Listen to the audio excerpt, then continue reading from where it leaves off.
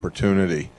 So I've been on a 22-year walkabout, which I remember the day to the edge for the last time, not knowing where my path was going to take me. And so when I was going to be introduced this year, during the season at the Clemson game is when this whole thing came together. And I had to meet with the board of trustees and various boards prior to the announcement. I had an 8 o'clock meeting with the athletics board and the search committee, and I was staying at the Tech Hotel. And so I was walking over to campus, and the whistle went off, and once again I was late for a class. It brought me back to 1980 through 84 as a student here, and so much has obviously changed, and this is a much different place in many respects, but the culture and the DNA, that has remained constant.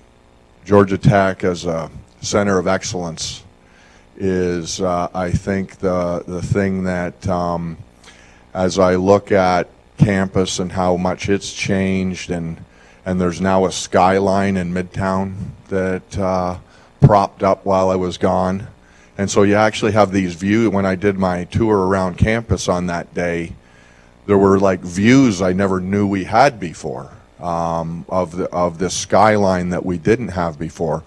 But the one constant, the one thing that's never changed is Georgia Tech's commitment to being excellent in every way. And so the opportunity to come back and in many cases, or in many ways, kind of bring back all the things that I learned here to the beginning.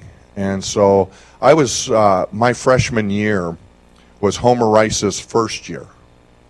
So I was in the first class of the Total Person program. And when I graduated, while I did a brief stint with C&S National Bank, I ultimately came back and to run the academic program for student athletes, and then helped Homer as we evolved the Total Person program. And I remember in 1991 or 92 doing a presentation on his Total Person program to the athletic directors of the ACC and the SEC, hoping that they would adopt something similar at their institutions. And over the course of that weekend, when we were introducing them to what we were doing here at Georgia Tech, they decided to do that. And then in 1994-95, the NCAA adopted his Total Person program, and today that's what we call NCAA Champs Life Skills. Is ultimately the program that he started here in 1980. So to see the evolution of what I experienced as a student athlete to what is now the norm in intercollegiate athletics, and seeing the impact that one person could have in the position of an athletic director on an entire industry. Because in 1980, student athlete welfare and worrying about whether your student athletes were actually getting educated or not was not necessarily top of mind at a lot of institutions, and not necessarily at the national level. And yet Georgia Tech, this is where it started. And it actually started as the advantage I have is I was here in 80 and I knew Bobby Dodd, and I know a lot of the tradition and the history and in some cases the myths of Georgia Tech. I can touch those. And what I've learned is especially on coming back, that as I've met with a lot of people, a lot of donors, a lot of former players, that as early as the 40s and 50s, Bobby Dodd was already committed to making sure that his football players graduated from Georgia Tech. Because see, he did not graduate from college. And so when he was the coach here, that was core to him, that he was going to make sure that his players graduated. And so I've heard from many that may have gotten injured, maybe weren't good enough. And the story that they tell is Coach Todd would come in and basically have them come in and he said, hey, I know you're hurt or you're not going to be able to play or whatever, but you're here to get an education. So the whole idea of focusing on the success of our student athletes is part of our DNA. And after being gone for 22 years, I can tell you that this is a very unique place. That being core to the traditions and the emphasis and the brand of our intercollegiate athletics program is not the norm. And I didn't know that until I left, because this is all I knew. I just assumed it was like this everywhere. And I found out pretty quickly that it wasn't. So what I had to do was I brought the Georgia Tech culture to every program I've ever been associated with. And I would implement our version of the Total Person program, which I renamed, because while I stole most of it from Homer, I didn't want to steal the name. And so we called it Everyday Champions. And the idea is our student athletes are champions every day, not just game day. And so we took all the elements that I had learned here, that I'd gone through as a student athlete here, and that I then ultimately helped develop here prior to me leaving, and we implemented that at all these other stops along the way. And so being able now to bring it home and take all the things that I've learned and developed and quite frankly validated back home where it belongs is, and to be able to do it and Homer still be here is very humbling and just an incredible responsibility, but also an incredible opportunity for him to see that what he started, I plan to invigorate. I plan to make that central to our brand. I plan to make sure that it's not considered just an auxiliary enterprise off to the side that's done just in academics or in life skills. But that is who we are, that is what we're known for, and that is what Georgia Tech is. And I've already told our staff, especially on the external side, that I expect the Total Person program to be considered a revenue-producing sport. So the same kind of attention, the same kind of emphasis, the same kind of resources, the same kind of exposure that we put into our revenue-producing sports, I expect to be put into the success of our student athletes, because ultimately that is our brand, that's our differentiator. So to come back and to be able to do that with the experience that I've had, because when I talk about validating, I've done it before. I've made it central to the brand at places that weren't Georgia Tech, and it actually works. It resonates. Our alumni and our donors appreciated the fact that they were from an institution that actually cared about their student athletes and developed them into the future leaders. Our business communities wanted access to our student athletes, and they were willing to pay for that access, knowing that we were developing the young people that they wanted to hire. And so I validated it at other places, and now I'm able to bring it home. And so as I look at kind of what am I going to do first, what are our initial priorities, and how are we going to kind of focus on what we need to do, there are a couple of things that I think that are incredibly important, and that is, one, to establish what is our brand. What is Georgia Tech Athletics? What do we stand for? Who are we? And so I really go back to the beginning. I go back to everything. And the interesting thing is all the concepts, all the ideas, everything that I have and that I've done is all related back to my experience here. And so as I look at our brand, it has there are three components to it. The first one is the success of our student athletes. Our student athletes, as all of our students are, they're special the day they make the decision that they want to come here. And the reason being is there are so many other alternatives that they have access to that are going to be a heck of a lot easier than the one they chose. That for whatever reason, they have chosen the hard road, even though they had options at a lot of roads that were a lot easier. Now, they have no idea what they got themselves into.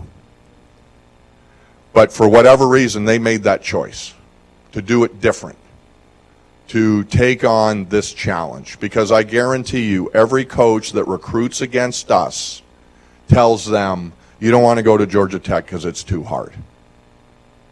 And so, for whatever reason, they are able to overcome that. They're not afraid of it. They're willing to take it on. So the success of our student athletes and the fact that they are special is part of our brand.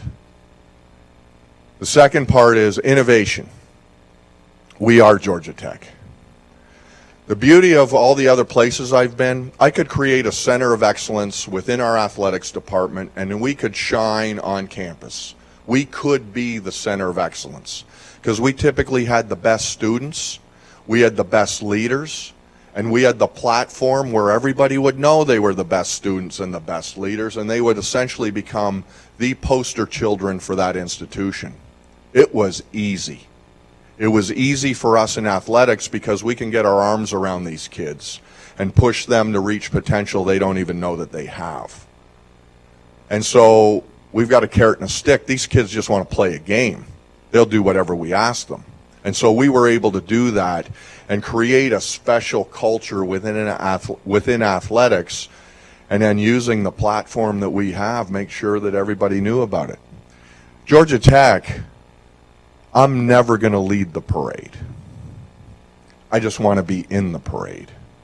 We are never going to be the beacon of excellence on this campus, but we need to be part of the excellence on this campus. And so this place is going to be a lot more difficult for me than my last 5 stops. And that the reason is because we are surrounded by excellence. And so innovation is part of that excellence. And so I want to become the center of innovation for intercollegiate athletics. That is, we're Georgia Tech. That is who we need to be. And with that, that's who we've been in the past. When you think about it, in football, if you're the player of the year, you win the Heisman. If you're the coach of the year, you win the Bobby Dodd Award. And if you're the athletic director of the year, you win the Homer Rice Award. Pretty awesome. I mean, when you start to connect those dots. We were the first in the country, obviously, with the total person program that's now been adopted and is the norm. We were one of the first, because there's probably somebody else out there, but we were offering student athlete scholarships until graduation when that was the deal they made with me. But Bobby Dodd was making that deal in the 50s. Now it's legislation. We were the first to have an academic, we were the first in the country to have an academic center for student athletes. We were the first to have a sport nutritionist for student athletes in a sport nutrition center. We were the first to have the Homer Rice Sports Performance Center. We have been the first in so many things. Unfortunately, they're all great ideas, and guess what? Everybody else has them too now. So we got to get back to being the first. There are a lot of things that they can do in Athens that we can't do. There's a lot of things that they can do in Clemson that we can't do. But there are things that we can do that they can't do. They can't duplicate the firepower we've got on this campus, and they can't duplicate our community where we are surrounded by entrepreneurs and innovators and Tech Square, and we've got access to just incredibly talented people. So what I want to say to them and to our professors on campus, if you got an idea related to sport, we want to partner with you. We want to incubate that idea here at Georgia Tech. And I want to become known that if you're a student athlete and you have an idea and you want to develop your own business, if you're an entrepreneur anywhere in the country that has an idea related to sport, that you come talk to us first, that this is where you want to be. And in my mind, innovation needs to be part of our brand and who we are. And then the third thing is part of our brand is, and this is an area that is an incredible differentiator that nobody can even touch us on, and that is the success of our former student athletes. And it's baked into the system. If the only graduates you're putting out into the business world are business graduates and engineers, percentage-wise, you are going to be more successful than your peers. Just because while I know that there are a lot of liberal studies majors that go into law school or start businesses or are incredibly successful in whatever it is that they do, we've got it baked into our system and into our culture and into the mindset of what our students have while they're here and what their expectations are when they leave, that we're automatically going to be more successful. So that has to be central to our brand, central to what we sell, central to what differentiates us from everybody else, and has to be what we lead with when a student athlete is being recruited and everybody else is telling them how hard it is at Georgia Tech and why you don't want to go here. What we're going to say is, know what? Yeah, you're right, it's hard. But there is a payoff. So so in our case, we like to talk about Calvin Johnson, because we are extremely proud of Calvin. But when we talk about Calvin with a recruit and they go up to Clemson, then they're going to hear about their Sammy Watkins. When they go to Tuscaloosa, they're going to hear about Julio Jones. The difference is that our Calvin Johnson can retire on his own terms because he's got other things going on. He didn't have to chase another contract. He was able to retire when he wanted to retire. Mark Teixeira was able to walk away from the Yankees because he's got a 300-acre real estate development going on 3 or 4 miles from here, and he's got a bunch of stuff going on in New York. He doesn't have time to play baseball anymore. The difference between our former student athletes and our peers is that our student athletes, whether they make it in the pros or not, this is just a platform and a launching pad to a life that is going to be competitive and filled with success. I like to talk about my team. People all the time ask me, what position did you play? And you know you're getting older when it goes from what position do you play to did you play a sport? So then when I say, well, actually I played football. And then they ask me, what position did you play? And I said, well, I played outside linebacker, but unfortunately I played the same position as Pat Swilling, which means I played special teams. Now, Pat Swilling had an incredible NFL career. Played 11, 12 years, was an all-pro, just a phenomenal athlete and a phenomenal player. What most people don't know is that after Katrina, when he could have gone anywhere else in the country, he decided to go back to New Orleans and help rebuild that city, and now he's one of the most successful real estate developers in New Orleans.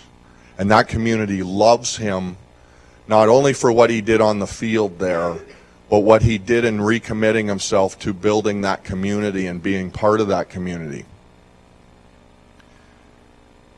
That's our differentiator. Many of his teammates on the Saints, their main income now is autograph shows. Pat Swilling's got a lot going on, and he's been incredibly more successful as a business person than he ever was as an All-Pro in the NFL. And that is, I think, our story, and that's the story that we need to tell, and that's the story that differentiates us from everybody else. And so that when a recruit or a student or a parent hears, you know what, Georgia Tech's too hard, yeah, it's hard, but this is what you get out of the deal. And I think you can sell that. The other thing that we need to do is make sure that our culture is right.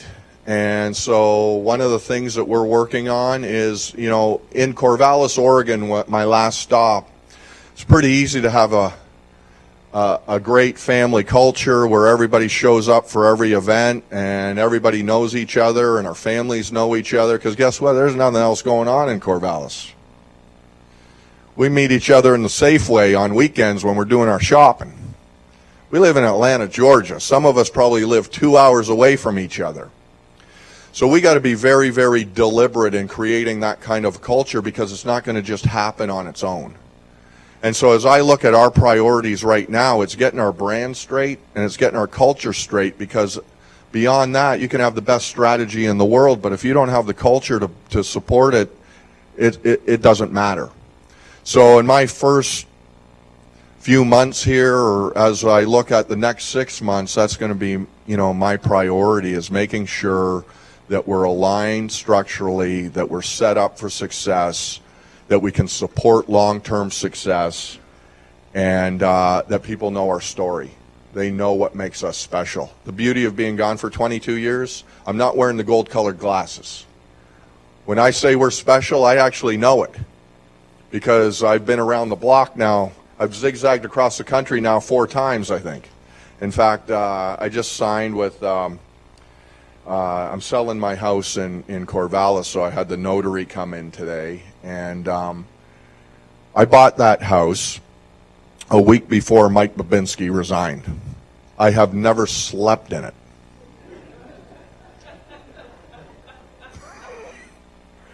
So the nice thing is, I told my wife, you can buy a house for the first time in our married lives that you can plan on living for a while.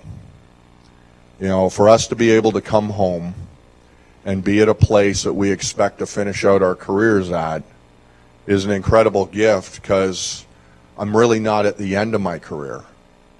And so to be here at a time when we can actually build it the way we want it and make sure that it's set up so that for the long term to represent Georgia Tech the right way. And what does our success mean to Georgia Tech? We've got a platform that nobody else has. And so that when we tell our story about the success of our former student athletes, we're actually telling the Georgia Tech success story. And so when I talk about Pat, I'm talking about a graduate from the College of Business, or a John Dewberry, or Sammy Huntley, who's the VP for Under Armour, or a Sheldon Fox, who's the president of Harris Corp in Melbourne, Florida, and was an electrical engineering 4.0 in electrical engineering here and started at outside linebacker. We all knew what he was going to do. We may not have known who, but we knew he was going to be incredibly successful. When we tell those stories, we're going to make sure we give full credit to the institution, because all we do is create the vehicle by which we can push young people like nobody else can. That's actually more important at other schools than it is here, because our students in general are going to be self-motivated. They're going to be competitive. They're going to be competitors. They chose to come here. They are the best of the best of the best. Normally when I'm talking at a program at another school, that's not necessarily the case. And so what we can do in athletics, while it's important here, it's even more important at these other schools. The difference is that we've got a platform, because we're Georgia Tech, to help elevate and educate on what intercollegiate athletics can actually do. The number one indicator right now in this country of access to a college education is not GPA or SAT score. It's zip code. It's where did you grow up? What does your mom and dad do for a living? That's the number one indicator for access to a college, It's also the number one indicator for success in college. The graduation rate in this country for first-generation college students is 11%, which tells you even those that get the opportunity don't know what to do with it once they got the opportunity. I was a first-generation college student myself. You know what? I didn't know there was a math lab. I didn't know that there was an English lab. I didn't know any of those things. I didn't know if I needed help, I could go see somebody. I didn't realize that there was a support system out there that could help if I needed it. You know, I was lucky. I was an athlete. I had a support system around me, and it didn't matter what I didn't know because they assumed I didn't know anything anyway. So what they did was they made sure I went to class. They made sure I went to tutoring. They made sure I did all the right things. They just made sure I did it. That's what we offer. We offer an access to an opportunity that many may not ever have under normal circumstances, and then we provide them with a support system around them of coaches, mentors, tutors, advisors, trainers, strength coaches, administrators, who only have one purpose in mind, and that is to make them successful. That is our only job. And what I tell these kids is, it's the only time in your life where you'll have a team of professionals whose only job is to make you successful. And it's our job at Georgia Tech to make them market ready. That is our differentiator. So when Clemson goes and builds a mini putt complex in their football office buildings that they've just built, so they got mini putt, they have a bowling alley, they have nap rooms, they got a barber shop in there. We won't be doing that. We're going to have to do something to the Edge Rice building. It was a beautiful building when I walked in there as a sophomore in 1981. The first academic center was great in 1981, and the last renovation I actually did in 1993. So we need a little work over there, because one of our core values is excellence, and when I walk in that building, I'm not feeling it. So there's going to have to, that's going to be on my top priority list, is what are we going to do with our buildings that support the development of our student athletes. And I'm not going to go to Clemson and tour their building and find out what their putt-putt looks like and their bowling alley and all the nice things that they've created over there. I want to see what Google did, and I want to see what we've done in Tech Square. I want to look at the Clough building. I want us to go and see what Home Depot just did with their home offices as they've tried to become more entrepreneurial. When a young person and their parents come inside the athletics department, I want them to know it's different. I want them to know that we're more like Google than we are like the University of Georgia. I don't care what Georgia's doing. They're going to build a new locker room. They're building all kinds of new stuff right now. I need a locker room, but my locker room's going to look different than their locker room. And it's not because I got a better waterfall or a stream running through it or a lazy river. We won't have a lazy river in ours. It's going to be because we have a center devoted to developing young people into the new leaders of tomorrow, entrepreneurs, business leaders, leaders of philanthropy, leaders of government. And so when you walk in our building, you're going to feel it. You're going to feel the difference. One of the new initiatives, my first initiative that since I've been here, that I said we have to start right away, is a foreign service group for student athletes called Jackets Without Borders. They'll take their first trip in August to Costa Rica, where they'll do a Courts for Kids project, which is basically building sport courts for remote villages and giving those kids the opportunity to learn life skills through sport. And the reason that's so important is because I think, obviously, international experience is incredibly important. Showing them a different world, getting them outside of their bubble.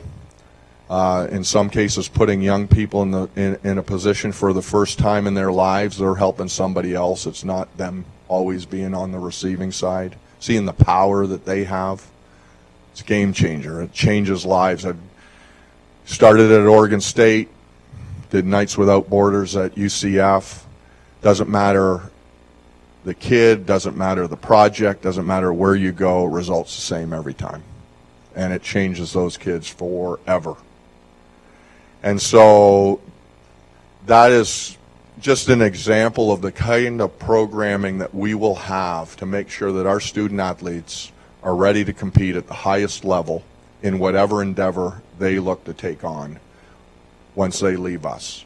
And so our trajectory is not, or our focus is not graduation. You know what? Graduation is the price of admission. They're going to graduate. What we're going to focus on is, what are you doing 5 and 10 years after graduation? Because we know a piece of paper with no job, in my mind, is worse than no piece of paper and no job. Because when we recruit them, we tell them, you come to Georgia Tech, you work hard, you do what we tell you to do, and guess what? You're going to be set for life. Well, it's not as easy as that. I've got plenty of teammates, while they ended up doing well, that first couple of years is tough. And so we need to make sure that our student athletes, we know they're going to be tough enough, but we need to make sure that they're prepared, and so that they know how to use the skills they've received while competing at this level in this venue, that they can go across the street into those high rises and do the same thing there. Now, I know a couple of things I just wanted to talk about or just highlight, because I know this is supposed to be an AD talk, and I'm supposed to tell you about our teams and how they're doing and what we're doing and all that, but that's all stuff that you can learn by looking at our website or the ticker. Or you all know who won last week, so I'm not going to talk about wins and losses. But I will tell you that right now in the spring, okay, so let's build it up. So I got here for Labor Day or Thanksgiving, so I started my my return visit by going to Athens and having a heck of a good time. And then Josh told me he wasn't going to win a game this year and that I needed to be patient. Well, he's screwed that up already. But if you look at our spring sports, golf, which they're all freshmen. We had a freshman win their latest tournament down in Puerto Rico, and of course we don't go to any tournaments that it's not the best of the best. But right now we're ranked 24th in the country, men's tennis 14th, women's tennis 11th, and baseball 17th. So we've got 4 sports now right now ranked in the top 25. I anticipate that some of them will continue to rise in the polls. Academically, we're doing extremely well, and it's nice to come back and just see that Phyllis LeBau's got that support program running like a clock. When I took the job, I was the academic advisor for the football team, so I appreciate the fact that we've got a full staff now. And they are incredibly committed. What I'm doing is I'm meeting with every member of our staff. So it's taken me a while because there's probably about 150 people, and I'm probably through 100. And the thing that makes me so proud as an alumnus is how passionate our people are about this place. And so, me, of course, being passionate about this place is easy because it gave me everything I've got. It changed the trajectory of my life. I'm the first in my family to graduate from high school, let alone college. So it changed everything for me. So it's easy for me to talk about what this place is worth and what it does for young people. But to hear that same passion and commitment from people that many of them did not go here is very gratifying. And it also tells me that I'm not just wearing gold-colored glasses. That the fact that this place is special, as I'm sure many of you feel that same way, is because it is. And we can take an incredible amount of pride in being a part of a brand and an institution that does it the right way, and in most cases does it better than anybody else. So with that, I will open it up for if we have any questions. And I'm supposed to also talk about, as staff, we appreciate what you do. And so therefore, we want you to know that we want you at our games. We want you to be part of what we're doing because we can't do it without you. So there is and you probably all know this more than I do about the staff discounts and all that for football and men's basketball and payroll deductions and how you can get your tickets. But beyond that, beyond the football and men's basketball, all of our sports are open to you for free. And we've got baseball and softball cranking around the corner, and of course our tennises and those types of things. These young people are something else. And not only is it special because they're actually students and athletes and all that kind of stuff, but these are the young people that are going to go on and change the world. And we're doing it at the highest level. So if you have an interest in any of those kinds of things, we hope that you'll come and take advantage of it. And so maybe on a Friday afternoon, rather than getting on that traffic and trying to get home in that 2 hours of traffic you may be in, come over and get a hot dog and, at this point, a Coke in one of our facilities and enjoy some great competition that we've got some great kids participating in. And with that, I'll open it up for any questions.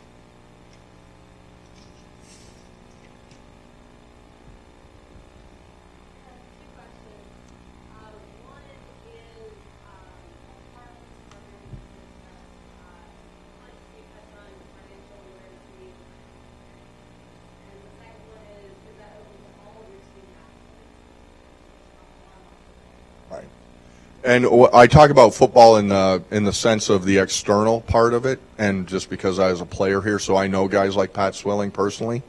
But all of our programs are focused on all of our student athletes. And in fact, the way that the Total Person program has evolved, or how I've evolved it, there's kind of like a base level that everybody has to participate in, and financial literacy is one of those things. But then we build programming on top of that, because I believe that regardless of where your aptitudes and interests are, you need to be pushed and be given an opportunity to maximize your potential. And what I mean by that is a lot of places, and quite frankly here, because this is my own story, the best students sometimes are left to themselves to figure it out on their own. And we assume because you're smart, you're going to know what to do. And that's not always the case. And so my story is I went to work for C&S Bank, and I was a good student. And 3 weeks into the job, I got called into my manager's office, and he said, "Todd, you're doing a great job, but we need you to do 3 things. We need you to cut your hair, buy some white shirts, and change your shoes." I didn't know what wingtips were, let alone I was supposed to be wearing them. And I just remember at the time thinking, wow. And I was one of the smart guys. What are the rest of the bozos doing? And it really hit me that we only know what we come from. And if your dad's not a banker, how are you ever supposed to know how to act like a banker, dress like a banker? And my dad was a cop. My brothers are cops. I would have known exactly how to be a cop, what to say. I would have fit in immediately. I didn't necessarily fit in immediately at CNS. And so the idea that we need to treat every student like they don't know what to do. And so our programming is set up, and I had a student athlete at UCF who was a 3.95 in biomedical sciences and had gotten turned down by 15 medical schools. And so I had just gotten there, so I brought him in. I said, Kyle, what's the problem? And he said, I don't know. I'm on the soccer team and this and that, and I've got a GPA, but for some reason I'm having a hard time getting into medical school. So we created what we called the med school pipeline, where we got a group of doctors that put a program together for our student athletes interested in going into medical school that allowed them to do research, shadow them into surgeries, be mentored by them, do internships or volunteer work in their clinics, do all the things that you got to do to get into medical school. Next year, he got into medical school. So I went on a Nights Without Borders trip. We filled in that blank piece of paper that normally athletes, if left to their own devices, say, I played sports, I got all these sport accolades, and I graduated from whatever school. And that's it. And so our program is set up so that whether you're the 4.0 electrical engineer or the kid that is going to give me his best day or her best day every day to just barely get out of this place and ultimately go and make a ton of money, being a financial planner or selling carpet or working for Shaw or wherever it is that they go, because a lot of my teammates when I was here ended up going to work for Shaw because they fit that category, and guess what? Now they're vice presidents of the company, and I hear that one of my guys may be the next big guy, and I know what his GPA was. So that's how the program is designed, to push everybody to maximize their potential. And so we will also partner with the business community to ensure that we're developing the skills that they say they want. And so one of the areas would be professional sales, because we know we have a number of student athletes that ultimately will be very, very good at that and can be very, very successful at that. So professional sales, med school pipeline, we'll have an investment club, because that's the other thing is, if all we do is come in and with somebody in a suit that looks like me and talk about balancing a checkbook and why you need to put a certain amount of money away and this and that, we'll have a lot of sleeping kids. But if I give them $100,000 of Monopoly money, and I bring somebody in every week that teaches them how to invest that Monopoly money so that they're competing against their teammates and other student athletes, I got their attention. And so that's the other thing, is developing programming that gets their attention, and so that's how we do it.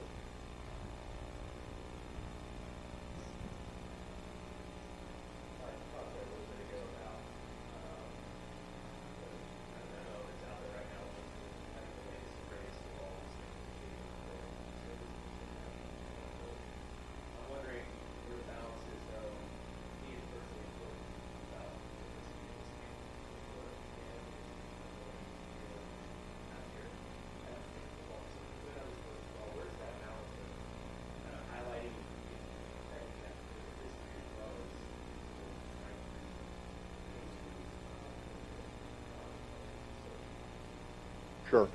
I mean, I think it comes down to you need to stay true to who you are, and there's a way to honor the past and your tradition and make yourself relevant today and be forward looking.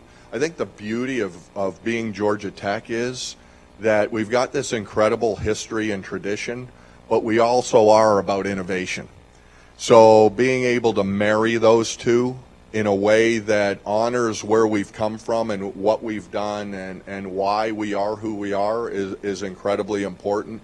But also making sure that we're relevant. I get the question all the time, especially from some of our older alums, about the whole color thing and the uniforms and being old gold and why are we wearing blue and this and that, and they're just beating me to death with it.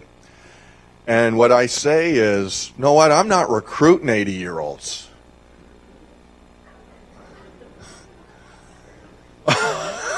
I'm recruiting 16-year-olds. So while I get it that we're old gold and white and old gold, but we got to be a sexy white and old gold. And I think we can do that. And I think also that the cool thing about Georgia Tech right now is that tech is cool. And so we need to make that part of our part of who we are, a part of our pitch, because of what's going on with social media and in the startup world and all those types of things. What we do here is actually what young people are interested in. And so we need to figure out how we make sure that we're top of mind when they're looking at schools. And I look at, Stanford's done an incredible job with their brand as it relates to athletics, because they are on every great student athlete high school list for every sport that they're automatically on the list. Now, they may choose not to go there because it's too far away from home or whatever, but I guarantee you everybody's at least got them on the list. Well, we should be on that list. And so, making sure that we're on that list. We had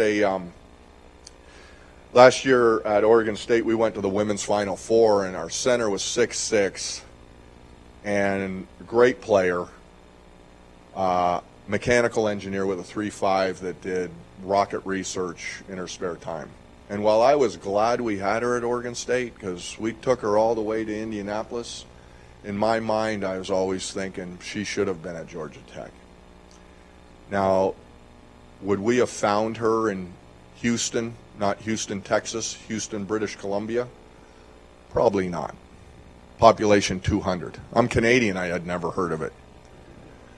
But she should have found us. She should have at least sent a letter saying, hey, I'm interested in studying mechanical engineering, and by the way, I'm 6'6". I want to play basketball. And so that's, as we look at who we are, our brand, how we look, our uniforms, all those types of things, our buildings, what we're doing in those buildings. But I think you're right in that we need to be true to ourselves. And I don't want to look like the University of Oregon, because that's not us. I definitely don't want to look like the University of Georgia.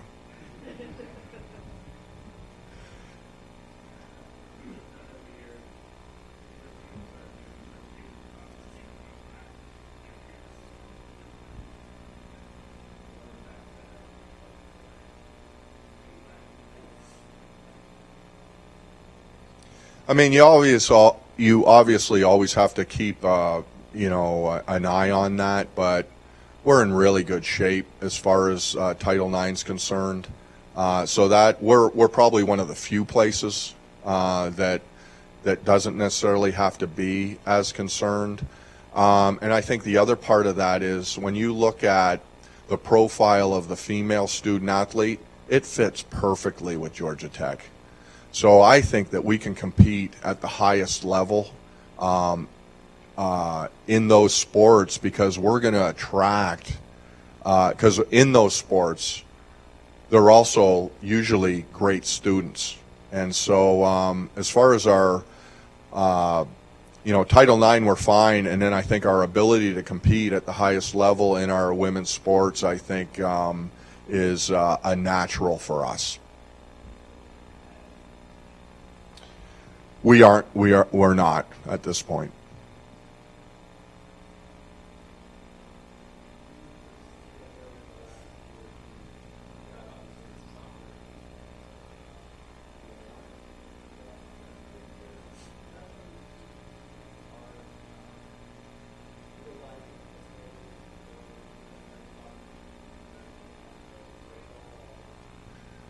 there's nothing on the radar, but I think that it is important that we look for those opportunities. We're like 85% of the other athletic departments out there that are struggle to, because you got some that don't care and have plenty of money to do whatever they want. We're not one of them. So looking for those opportunities, and I think it also plays into two things. One, that's why we have to be innovators. We can't try and do it the way everybody else does it. We have to find new revenue streams. Like I'd like to discover the next Gatorade or something like that, where we can take a piece of that action and create a revenue stream that doesn't exist right now. But also outside events, and how do we monetize these assets that, like that football stadium's used 6 times a year. It's a big piece of property, pretty valuable. So, how potentially could we do some things that could be used for other things? And I actually met with Rich McKay this morning, and Mercedes-Benz, well, the Falcons are their main tenant. They're going to be doing a lot of other things in there, and actually this building here is a prime example. I remember when Homer came up with the idea of the Student Success Center and a way for us to put suites on this side, but there was no way you could do a project like this, spend that kind of money for something that was only going to be used 6 times a year. So I think this, in fact, is probably one of the early examples of what everybody's doing now. So I'm glad you brought that up, because I had forgot about this as being maybe one of the first multi-purpose buildings associated with a football stadium.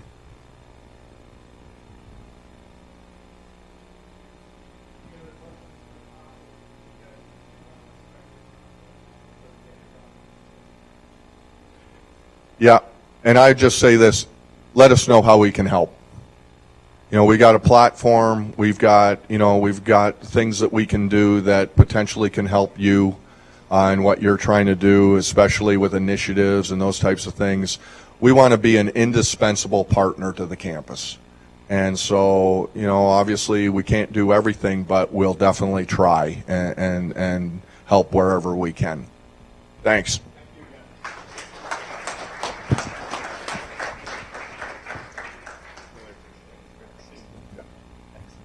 Thank you guys for your time. Have a great day, and we'll be in touch about the next event on May 9th. Thank you.